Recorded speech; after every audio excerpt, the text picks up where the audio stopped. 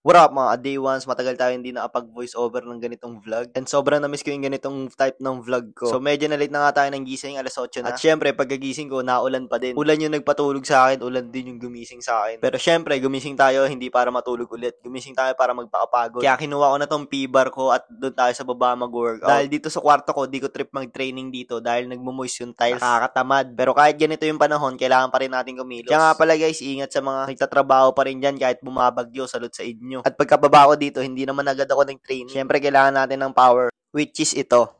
Hindi yan. At syempre, dahil maulan, ang sarap magkape ngayon bago simulan yung training natin. Yung brand coffee ko nga pala guys is Nescafe. Tapos yung cream niya, gatas. Kaya salamat sa mga magpapadala dyan ng kape ha. So pagkatapos ko templayin yung kape ko, syempre, binati ko muna yung aso ko na si Hyper. Di ko pa rin naman ubos yung kape ko, pero sinimulan ko na dito mag-warm up. Basic warm up lang naman yung ginawa natin dito. Pero kasi kapag nag-warm up ako, mas na-warm up ko yung shoulders and wrist. Kasi yun naman talaga yung gamit na gamit sa akin. Which is, ang ite-training natin ngayon is yung L-sit to handstand dahil nga bumibigat na yung katawan natin eh. Pero alam niyo ba guys, kaya nga tinawag ko kayo mga day ones dahil gusto ko na huwag kayong matakot magsimula ulit sa kahit anong ginagawa nyo. Alam ko maraming nahinto sa pagte-training dahil sa mga kanya-kanya natin buhay. At nafe-feel nyo na hindi na kayo malakas katulad ng dati. Huwag kayong mawawalan ng pag-asa at huwag nyo ikukumpara yung sarili nyo sa ibang tao. Totoo yun, ang buhay hindi karera. At may kanya-kanya tayong pacing and depende sa atin yun. Pero wag mo ihinto kung ano yung nasimulan mo dati. Pwede ka naman ulit magsimula ulit, 'di ba? Start small lang, step by the step, do the basics hanggang sa magamay mo na ulit kung ano yung ginagawa mo. Katulad ko, ilang buwan lang ako nahinto, pero feeling ko hindi na ako kalakas katulad ng dati. Pero I don't lose hope kasi naniniwala ako na kapag kinikilusan mo isang bagay, huhusay at huhusay ka doon. Kumbaga, iniisip ko lang yung dating ako nagutom. Kung paano ako mag-isip dati, kung paano ako lumakas, ganun lang din yung gagawin ko. Ngayong araw is day to ko ng pagpapalakas. Ang goal ko kasi maging si Goku. Gusto ko kasi makasuntukan si Pacquiao. Pala, laban ni Pacquiao bukas. Good luck sa'yo, tol. Sana makatraining kita soon, Pacquiao. Sana makasuntukan kita sa paniginip tapos matalo kita. At balik tayo dito sa training ko. Dito, nagsusudo push up ako dito na napakahirap at parang puputok na yung ulo. And then after na nag-planche lean tayo para lumakas yung shoulders natin. Sinasama ko na nga rin pala sa training ko yung planche training natin dahil 2020 ko pa to gusto makuha talaga pero hindi ko talaga siya pinofokusan. Dahil nga kung ano-ano pag ginagawa ko noon hindi ako makapag-focus sa isa pero ngayon gusto ko na siyang fokusan. And gusto niyo bang mapanood yung journey ko? Comment down below kung gusto niyo mapanood or